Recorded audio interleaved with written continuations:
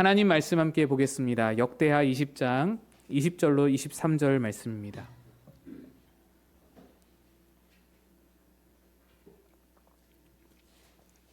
역대하 20장 20절로 23절 구약 성경 681면에 있습니다.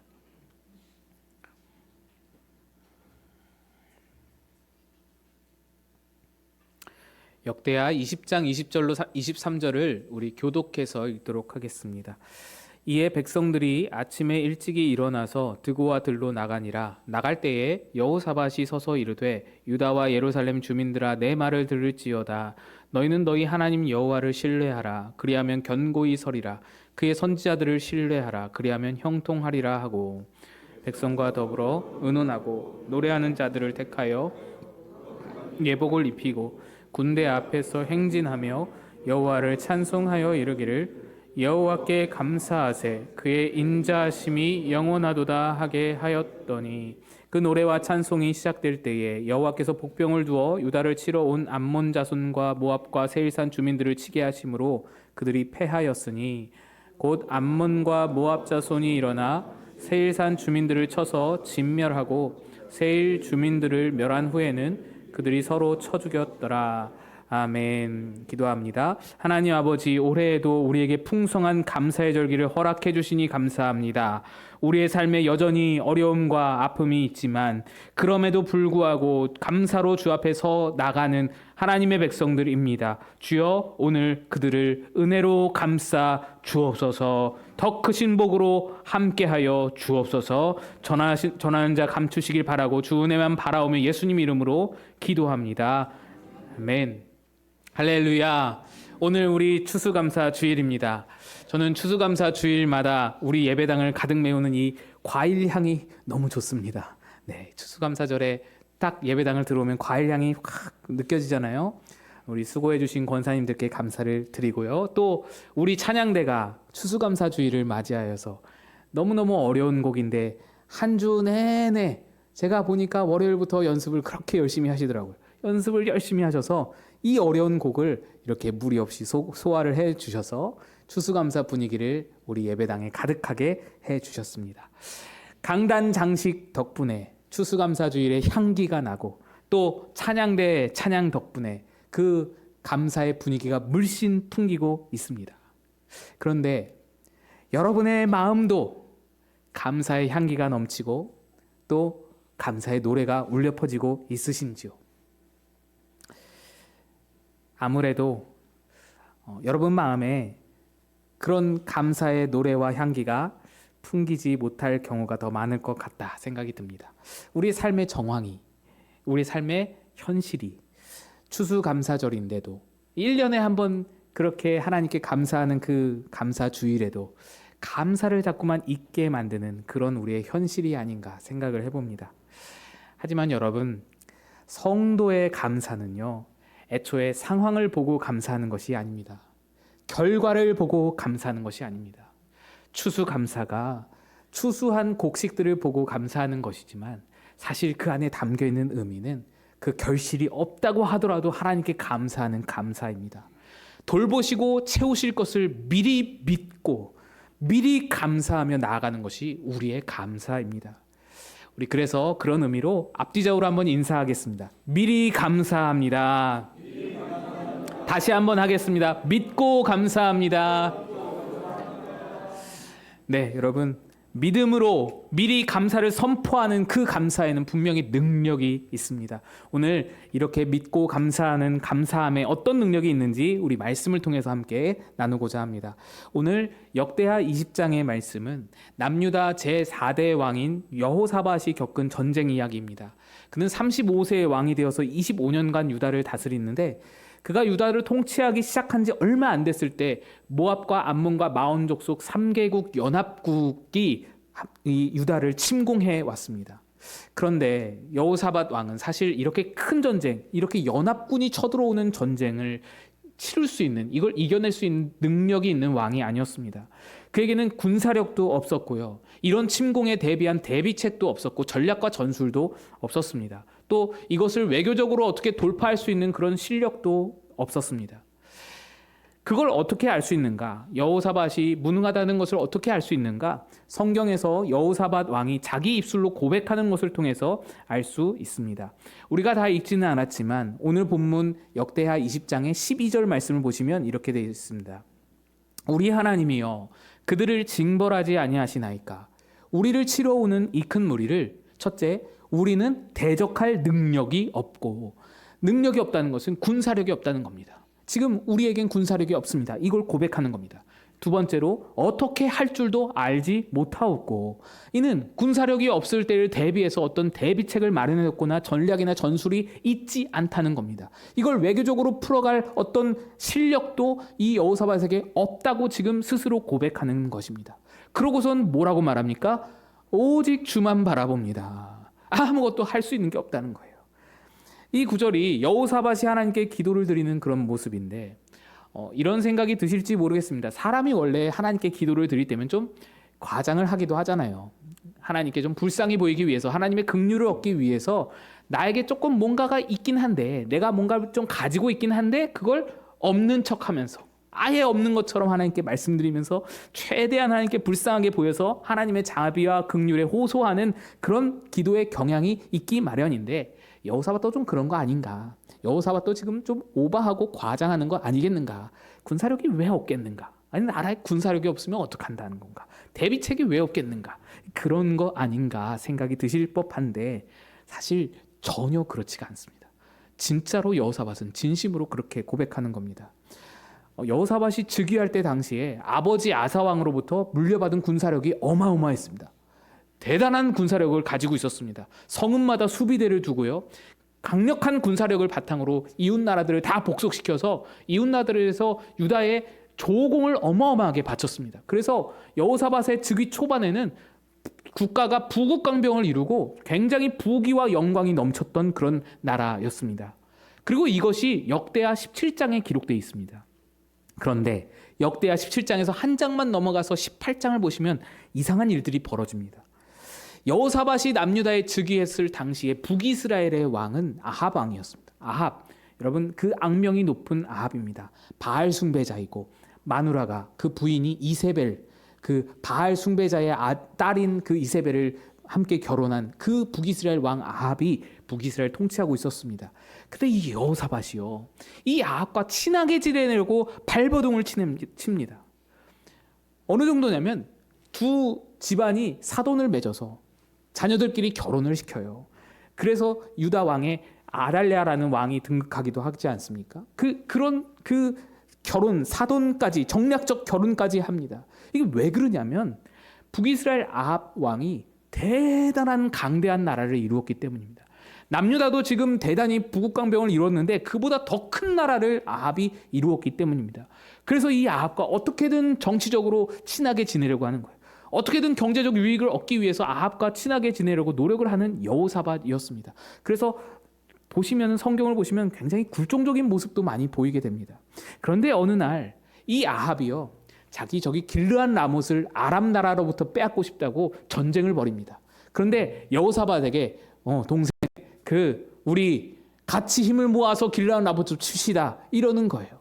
여호사밧이 아이고 형님, 네, 두말 할 것 없이 이 모든 자기의 유다의 모든 많던 강력한 군사들을 다 이끌고 아합과 함께 길르한 라못에 아람 군대를 맞서서 전쟁을 참전하게 됩니다. 그런데 바로 이 전쟁에서 여호사밧과 아합이 대패를 하게 되었고, 여호사밧도 죽을 위기를 넘기고 아합은 실제로 전사하게 됩니다. 가장 후방에 있을 왕들이 죽을 위기를 넘기거나 또 죽음을 당했다, 이 말은 앞에 있던 수많은 군사들은 이미 멸절했다는 얘기입니다. 남유다 전군을 다 데리고 이 길르한 라못 전투에 참여한 여호사밧인데 군사가 다 전멸했습니다. 이것이 18장의 내용입니다. 그리고 오늘 20장이죠. 군사력이 막강하여서 함부로 넘볼 수 없었던 남유다가 하루아침에 만만하다 못해 얕잡아 볼 나라가 된 겁니다. 그래서 주변 나라들이 우리 연합해서 쳐들어가자, 남유다 그렇게 우리를 시달리게 했는데 한번 쳐들어가자. 그래서 모압, 암몬, 마온 족속이 연합하여 쳐들어온 겁니다. 여호사밧은 이 상황이 될 때까지, 이 연합군이 쳐들어올 때까지 군사를 재정비하지 못했습니다. 그 정도로 길르앗 라못의 패배가 어마어마하게 치명적인 패배였습니다. 그래서 여호사밧이 기도하는 거예요. 하나님, 우리는 대적할 능력이 없어요. 군사력이 없어요. 어떻게 할지도 모르겠어요. 이게 진심으로 하나님께 드리는 기도였던 것입니다. 방법이 없었기 때문에 여호사밧은 백성들에게 금식을 선포하고 함께 모여서 기도할 것을 요구합니다. 3절 4절을 보시면 여호사밧이 두려워하여 여호와께로 낯을 향하여 간구하고 온 유다 백성에게 금식하라 공포하매 유다 사람이 여호와께 도우심을 구하려 하여 유다 모든 성읍에서 모여와서 여호와께 간구하더라. 여러분, 금식을 선포하는데 금식이 무슨 말입니까? 금식한다는 것은 전투 의지가 없다는 얘기입니다. 먹어야 싸울 것 아니겠어요? 그래서 금식한다는 것은 싸울 군대가 없다는 것을 또다시 증명합니다. 전투 포기 상태라는 것입니다. 있기는 있어도, 군대가 있기는 있어도 너무나 소수밖에 없는 것입니다. 그리고는 여호사밧은 금식을 선포하고 온 백성을 모아서 기도를 시작합니다. 저는요, 처음에 이 백성들을 다 모았다길래 여호사밧이 군대를 소집한 거구나, 예비병력을 소집한 거구나. 그렇잖아요. 상비군이 없으면 예비군이라도 출격해야 하는 것이 그런 상황인데 누구라도 맞서 싸울 수 있도록 사람을 모으는 것이구나 라고 생각을 했는데 그게 아니었습니다. 지금 모여서 기도를 하기 위해서 모인 이 사람들은 전투를 위해서 모인 자들이 아니었습니다. 진짜로 기도만 하려고 모인 자들이었어요. 13절을 보시면 유다 모든 사람들이 그들의 아내와 자녀와 어린이와 더불어 여호와 앞에 섰더라. 이 기도의 모집이 군대의 소집이었다면 아내와 자녀와 어린이들을 데려올 수가 없습니다. 어떤 군대가 어린이를 데리고 전장에 나설까요? 이들은 정말로 금식하고 기도하러 모인 거예요. 군사적 모임으로 그렇게 소집된 것이 아닙니다. 그 정도로 상황이 좋지 않은 겁니다. 그 정도로 군대가 소수라서 지금 기도밖에 할 수가 없는 얘기라는 것입니다. 한마디로 여호사밧은 실력이 없고 무능하고 무력한 왕이었습니다. 그런데 하나님이 이 근식과 이 기도에 응답을 해주십니다. 백성과 여호사밧의 기도를 긍휼히 여겨서 받아주셨습니다. 그래서 이 기도에 응답을 주십니다. 15절부터 보시면 야하시엘이 이르되 온 유다와 예루살렘 주민과 여호사밧 왕이여 들을지어다. 여호와께서 이같이 너희에게 말씀하시기를 너희는 이 큰 무리로 말미암아 두려워하거나 놀라지 말라. 이 전쟁은 너희에게 속한 것이 아니요 하나님께 속한 것이니라. 내일 너희는 그들에게로 내려가라. 그들이 시스 고개로 올라올 때에 너희가 골짜기 어기 여루엘 들 앞에서 그들을 만나려니와 이 전쟁에서는 너희가 싸울 것이 없나니 대열을 이루고 서서 너희와 함께한 여호와가 구원하는 것을 보라. 유다와 예루살렘아 너희는 두려워하지 말고 놀라지 말고 내일 그들을 맞서 나가라. 여호와가 너희와 함께하리라 하셨느니라. 여러분, 이 말씀이 얼마나 감사한 말씀인지요. 너희가 싸울 것이 없답니다. 하나님이 행하시겠답니다. 노란색으로 표시한 글씨들이 하나님이 행하신다는 은혜의 말씀들입니다. 아니, 지금 안 그래도 전투 불능, 전투 포기 상태였는데 어떤 싸움도 없이 칼 한 번 휘두르지 않고 한 번의 전투도 없이 하나님께서 친히 행하시겠다고 말씀하시니 얼마나 감사한 일입니까? 그런데 여기에서 이 응답을 주시면서 하나님이 백성에게 요구하시는 것들이 있습니다. 그것이 바로 초록색으로 표시한 그런 내용입니다. 17절을 다시 보시면 대열을 이루고 서서 그들을 맞서 나가라 라고 말씀하시죠. 너희가 싸울 것은 없지만, 너희가 칼은 휘두르지 않을 거지만 대열을 이루고 서서 적군을 맞서서 행진하라 라고 말씀하는 겁니다. 그리고 16절 마지막에 보시면 그들을 만나려니와 라고 되어 있습니다. 그들 코앞까지, 그 적진의 코앞까지 행진을 하라 라는 말씀입니다. 하나님은 너희는 지금 예루살렘 성 안에 가만히만 있으면 내가 알아서 다 해줄게, 내가 알아서 다 처리할게 라고 말씀하지 않으시고 모든 백성 다 데리고 나와라. 나와서 적군을 맞서서 행진을 하라 라고 말씀합니다. 여러분, 지금 이들은요 군대가 아닙니다. 군대도 조금 있긴 하지만 백성들이 대다수입니다. 아까 보셨다시피 아내와 자녀와 어린이까지 포함된 민간인들입니다. 이들을 전장에 내세워서 행진하게 한다는 것은 굉장히 위험천만한 일입니다. 적군을 만나기까지 행진한다는 것은 더더욱 위험천만한 일입니다. 까딱 잘못하면 군대만 없어지는 것이 아니라 온 백성이 멸절할 수 있는 상황입니다. 그런데 여호사밧은 이 어려운 요구에 순종합니다.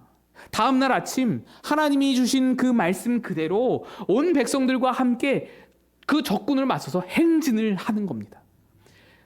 그러면 여러분, 하나님은 왜 백성에게 이렇게 위험천만하고 어려운 일을 요구하시는 걸까? 그거 안 해도 하나님 충분히 하실 수 있잖아요. 그거 행진 안 해도, 행진이 뭔 도움이 되겠어요? 행진 안 해도 하나님께서 알아서 백성 그 적군을 처치하실 수 있잖아요. 왜 요구하시는 건가? 여기엔 다른 이유가 없습니다. 하나님은 여호사밧과 백성들의 믿음을 보고자 하심입니다. 이 상황에서 하나님의 말씀에 순종하는 것은 믿음이 없이는 불가능합니다. 하나님께서는 놀라운 역사를 행하시기 전에 인간의 믿음을 작더라도 하나님을 믿는 그 믿음을 보이기를 원하시는 겁니다. 사실 이것은요, 공식과도 같습니다. 그래서 여러분 기억해 두시고 외워 두시는 게 좋습니다. 하나의 사이클입니다. 하나님의 역사는 언제나 첫째로 간구가 있고 그 후에 하나님의 말씀이 임하며 그리고 그 말씀에 대해 순종으로 반응하고 응답할 때에 역사가 일어납니다. 출애굽 직후에 이스라엘 백성이 홍해 앞에서 애국 군대에게 쫓기며 두려움에 떨 때 모세가 하나님께 간구했습니다. 그러자 하나님이 지팡이를 들고 바다 위로 손을 내밀라라고 말씀하셨는데 그 말씀에 모세가 순종하였더니 홍해가 갈라지는 기적이 일어났습니다. 사르밧 과부가 기근 중에 엘리야에게 절망하면서 간구했습니다. 그러자 엘리야가 남은 재료로 그 하루 한 끼 먹을 수 있는 그 남은 재료로 떡을 만들어서 나를 먹여줘라 라고 말씀이 임했습니다. 그랬더니 사르밧 과부가 그 말씀에 순종하고 밀가루와 가루가 끊이지 않는 그 기름과 가루가 끊이지 않는 기적이 일어나게 됐습니다. 간구와 말씀과 순종과 기적입니다. 가나온 인자체에서 어머니 마리아가 포도주가 없음을 보고 예수님께 요청합니다. 간구한 것이죠. 그랬더니 항아리에 물을 채우고 그 물을 떠서 연회장에 갖다 주라고 말씀이 임합니다. 그래서 그 말씀대로 종들이 순종하였더니 기적이 일어났습니다. 간구, 말씀, 순종, 기적, 역사 이것입니다. 이 사이클을 기억하셔야 합니다. 하나님께 간구를 했으면 우리는 그래서 순종할 준비를 해야 합니다. 하나님이 뭘 말씀하시든지 뭘 요구하시든지 순종할 준비를 해야 하는 것입니다. 이 믿음의 순종이 없으면 하나님의 역사는 시작할 수 없습니다. 하나님은 우리에게 아주 작더라도 겨자씨만 하더라도 믿음의 순종을 요구하시는 겁니다. 여호사밧과 백성도 위기 가운데서 하나님께 간구하고 금식하면서 부르짖었더니 하나님께서 말씀 주셨습니다. 대열을 이루고서서 적군을 맞서서 만나기까지 행진하라. 그리고 그들은 다음날 하나님 말씀에 순종하여 믿음으로 행진을 시작했습니다. 찬양대, 군대, 백성 이 순으로 대열을 이루어서 행진을 시작합니다. 그리고 역사를 경험한 것입니다. 그런데 오늘 말씀은 사실 순종이 주제가 아닙니다.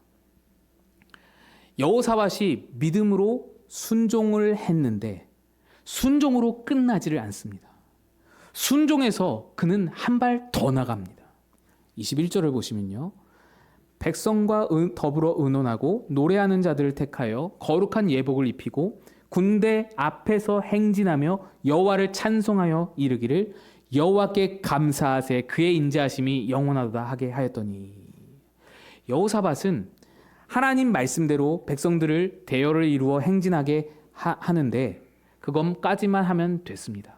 그것까지만으로도 순종입니다. 그 정도만 해도 하나님이 대신 싸우실 것을 이미 약속하셨습니다. 그런데 여호사밧은 거기에서 멈추질 않았습니다.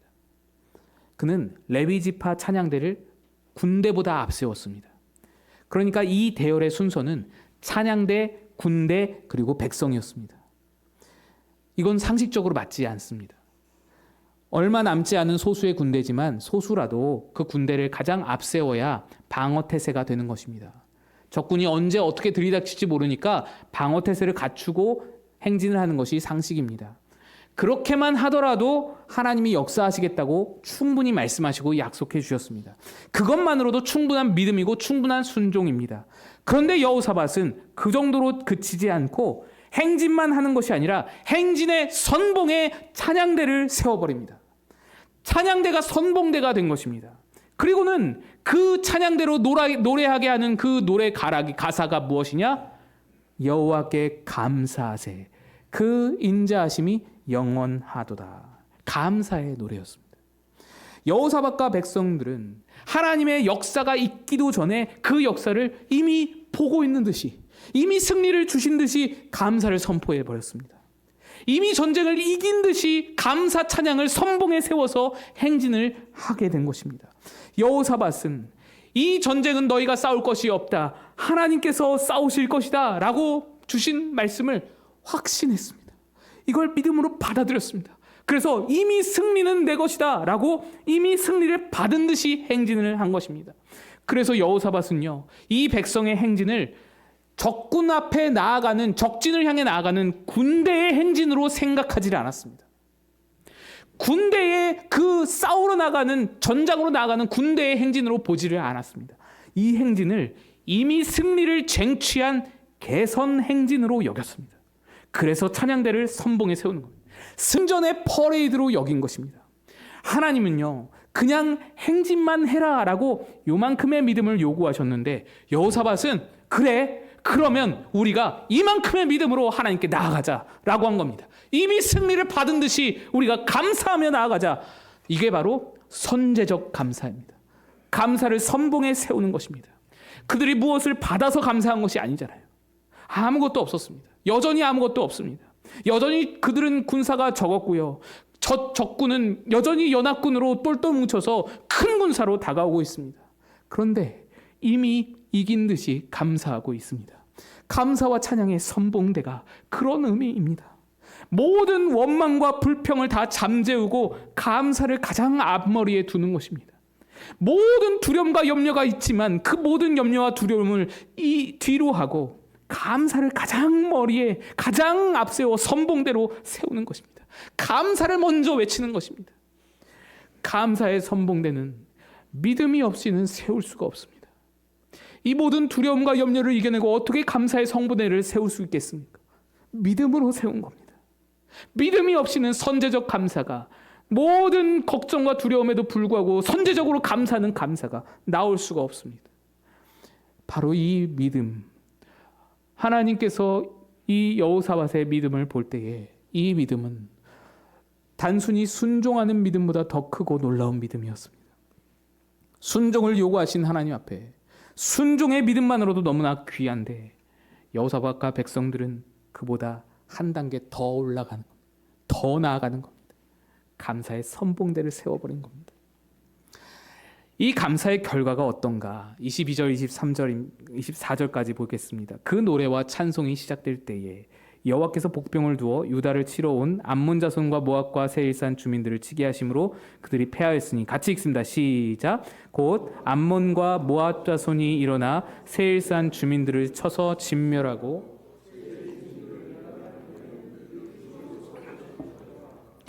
유다 사람이 들망대에 이르러 그 무리를 본즉 땅에 엎드러진 시체들 뿐이요 한 사람도 피한 자가. 하나님은 그들의 믿음을 보시고 약속대로 친히 싸우셔서 유다 백성은 손도 까딱하지 않고 모든 그 적군들이 멸절하게 역사하셨습니다. 그런데 여기서 중요한 게 뭐냐면 이 역사의 시점이 언제냐라는 겁니다.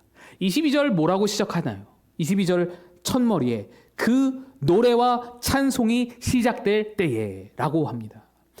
노래와 찬송이 시작될 때라는 것은 이제 예루살렘에서 나와서 줄 맞춰서 서서 이제 막 행진이 시작될 때라는 말입니다.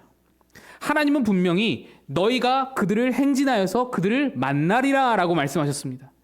적군을 맞서서 믿음으로 의연하게 행진해서 적군이 코앞에 이를 때까지 나아가라 라고 말씀하면서 너희가 그들을 만나리라 라고 말씀하셨습니다. 그 믿음을 보고자 하셨던 하나님입니다. 그런데 하나님이요, 이들이 적군을 만나기도 전에 예루살렘을 떠나자마자, 행진을 시작하자마자 뭐가 그리 급하셨는지 그때부터 벌써 막 일을 다 이루셔서요, 예루살렘 막 출발하던 상황에 다 이미 일을 다 이루어 버리셔서 그들을 만나리라 라고 말씀하셨는데, 그들이 진짜 만난 건 시체뿐이었습니다.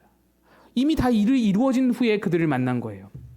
하나님이 뭐가 그렇게 급하셨을까요? 저는 이 상황을 하나님이 급하셨던 게 아니라 하나님이 감동하신 것이라고 해석을 합니다. 하나님이 그들에게 요구하신 그 작은 순종보다 더 큰 믿음으로 얹어서 감사의 선봉대를 세워버리고 하나님께서 이미 행하실 줄을 믿고 감사하며 찬양하며 노래를 부르기 시작하는데, 그 노래가 시작되자마자 한 소절이 채 울려 퍼지기도 전에 하나님이 그만 감동하셔서 이를 모두 다 그냥 이뤄버리신 거예요. 이 구원이요, 이 역사가 얼마나 신속하고 얼마나 완벽하게 이루어졌는지 적군이 진멸된 뒤에 유다 백성들이 그 전리품을 거두는데요, 25절 26절입니다. 여호사밧과 그의 백성이 가서 적군의 물건을 탈취할세 본즉 그 가운데에 재물과 의복과 보물이 많이 있으므로 각기 탈취하는데 그 물건이 너무 많아 능히 가져갈 수 없을 만큼 많으므로 사흘 동안에 거두어들이고 넷째 날에 무리가 브라가 골짜기에 모여서 거기서 여호와를 송축한지라. 그러므로 오늘까지 그곳을 브라가 골짜기라 일컫더라. 전리품이 얼마나 많은지 사흘이나 거두어 들었답니다. 그 말은 이 연합군이 전리품을 들고 그거를 챙겨서 도망갈 시간적 여유가 전혀 없었다는 얘기입니다. 얼마나 급박하고 신속하게 이 일이 이루어졌는지를, 완벽하게 이루어졌는지를 보여주는 것입니다. 유다 백성들은 사흘 동안이나 전리품을 다 거두어 들이고 넷째 날에 다시 그 골짜기에 모였습니다. 그리고는 찬양 집회를 열어봅니다. 그곳에서 찬양을 하는 겁니다. 우리가 하나님께 죽을 뻔했는데 하나님께 간구하고 순종하고 또한 감사를 드리며 행진하였더니 하나님의 놀라운 역사가 일어나고, 그 역사를 눈으로 보고 나니 우리가 감사하며 찬양했던 것보다 더 큰 감사가 우리에게 임하는 것을, 너무나도 말할 수 없이 큰 감사와 감격과 은혜가 임하는 것을, 그걸 표현하기 위해 찬양 집회를 열어서 찬양하게 되는 겁니다. 여러분, 이 찬양 집회가 얼마나 은혜의 도가니였을까요? 얼마나 감동의 도가니였을까요? 죽을 뻔하다가 살아서 하나님께 감사하는 감사, 상상만으로도 은혜와 감동이 넘치는 찬양 집회였을 것입니다. 그래서 백성들은 그 집회가 열렸던 그 골짜기를 기억하기 위해서 그 이름을 브라가 골짜기, 축복의 골짜기라고 이름을 지었습니다.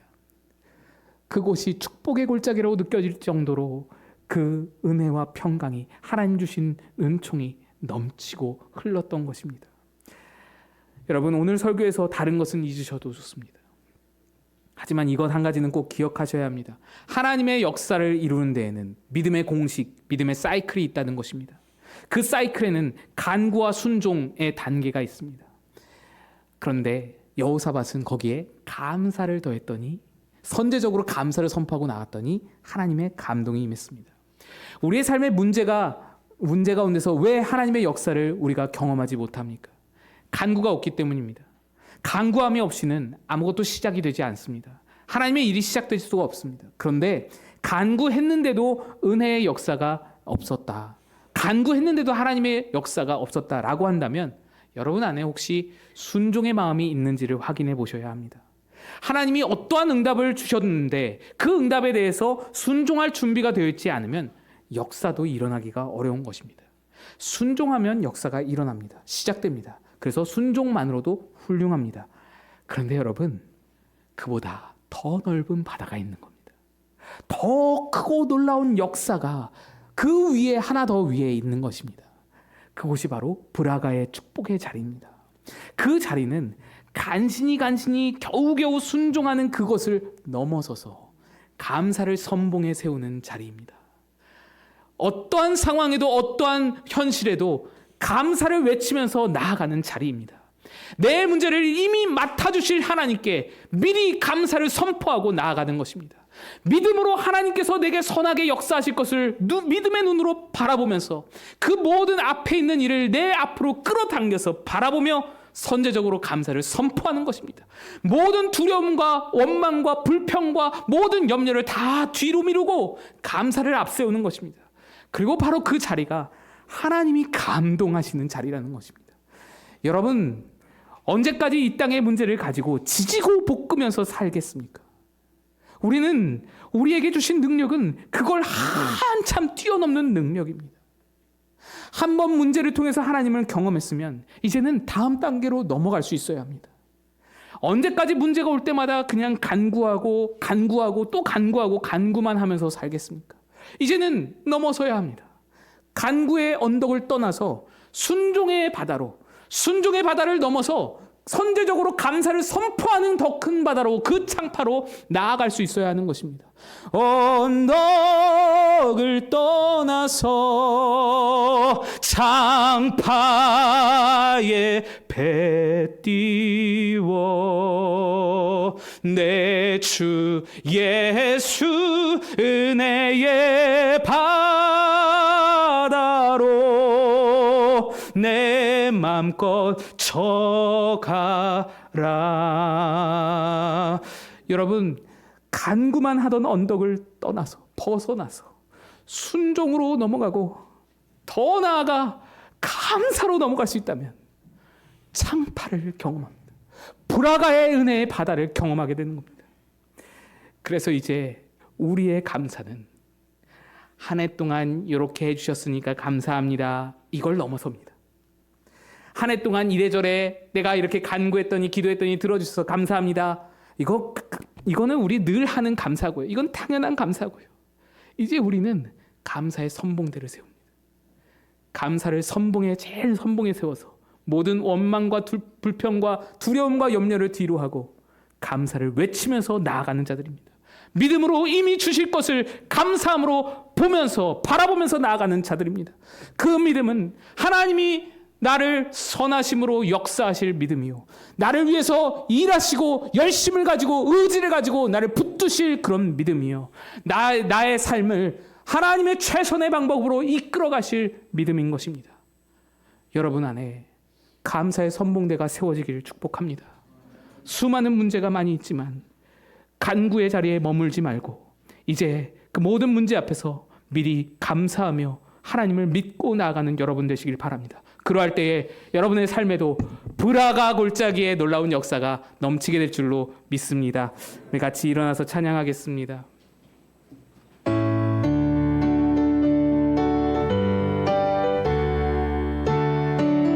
우리 손뼉 치며 찬양합시다.